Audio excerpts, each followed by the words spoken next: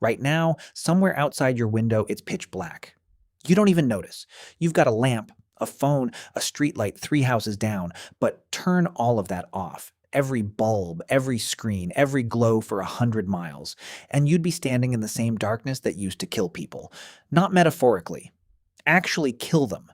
For 99.9% of human history, when the sun went down, the world simply ended.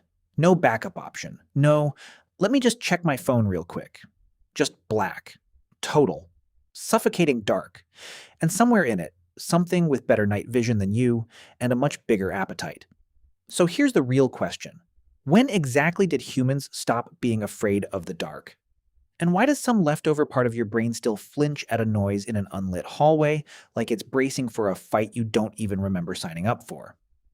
Let's start with what darkness actually meant before we cheated our way out of it. The earliest solid evidence of humans controlling fire comes from Wonderwork Cave in South Africa, roughly 1 million years ago. Before that fire, our ancestors followed the same rule every other primate follows.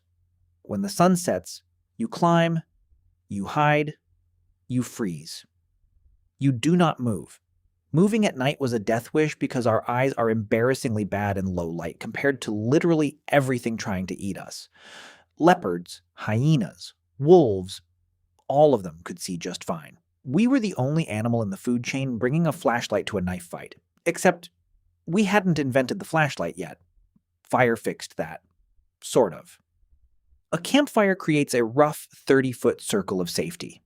Inside it, predators generally won't come. It's wired into them at a level deeper than logic. Outside it, you're back to being dinner. Anthropologists studying modern hunter-gatherer groups have documented this directly. People who wander from the fire at night are still, today, significantly more likely to be killed by predators. The rule never expired. We just stopped testing it personally.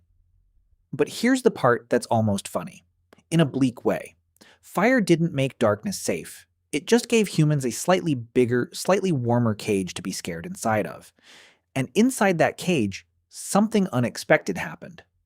In 2014, anthropologist Polly Wiesner published a study analyzing hundreds of hours of conversation recordings from the hoansi Bushmen of the Kalahari. During the day, about 80% of their conversations were practical, logistics, complaints, who saw tracks where, pure admin. But at night around the fire, 81% of conversations shifted to stories, myths, ancestors, jokes, and tales from far away. Wiesner argued this is where human culture was actually born. Not in daylight, not while we were productive. In the one window of time, we were too scared to do anything else but sit still and talk. Which is a strange kind of compliment to fear. It didn't just keep us alive.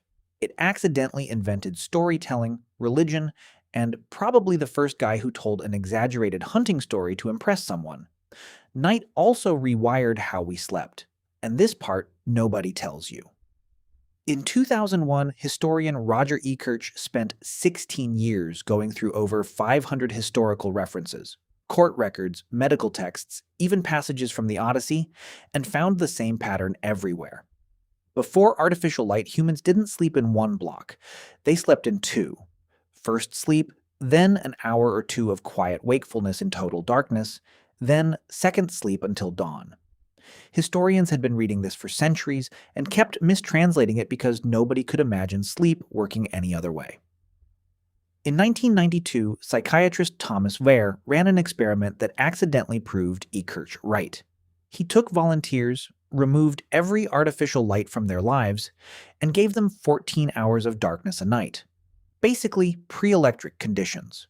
Within weeks, every single participant fell into the exact same rhythm. 4 hours of sleep, a quiet, wakeful gap, then 4 more hours of sleep. Nobody told them to. Some ancient setting in their biology had just been waiting, this whole time, for the lights to go off long enough to remember itself. So that 3 a.m. wake-up you call insomnia? That might not be a malfunction. That might be your body checking in on a 300,000-year-old habit, confused that you haven't built a fire or told anyone a story in a while. Then we killed the dark completely. Not slowly, fast, on an evolutionary clock. Street lamps in 1600s, Paris, gaslighting in the 1800s, Thomas Edison's light bulb in 1879. Within a single generation, the night that had shaped human behavior for 300,000 years was functionally gone. We didn't ease into it.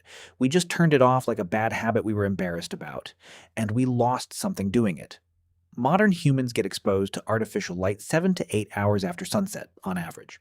Your brain genuinely cannot tell the difference between a light bulb and the sun, so it assumes it's still daytime and stalls your melatonin. Researchers have found that people who spend even 1 week camping with zero artificial light get their melatonin cycle reset within 2 hours of natural sunset. That's it. 1 week.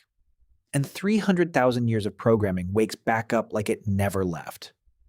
There's one more thing worth sitting with. Curfew. The word comes from the French couvre-feu. It literally means cover fire. In medieval towns, a bell rang at night telling everyone to smother their fires.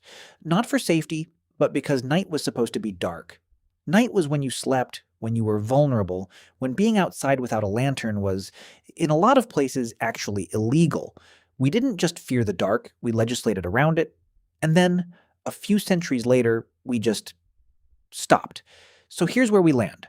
You're not irrationally afraid of the dark. You're rationally afraid of the dark, running outdated software on hardware that hasn't been updated in 300,000 years, currently living in an environment that hasn't existed for more than about 6 generations. Of course the alarm still goes off. It would be weirder if it didn't. We traded the original night, total, dangerous, story-shaped, for a version we can switch off with our thumb. We got safety, we got convenience, we got 8 uninterrupted hours instead of 2 with a built-in meditation break.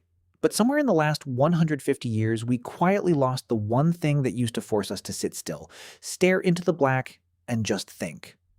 Now you flip a switch, and the version of you that used to be terrified of the dark, the one that kept the whole species alive long enough to invent the switch, just sits there in the back of your skull, waiting for a fire that never gets lit anymore.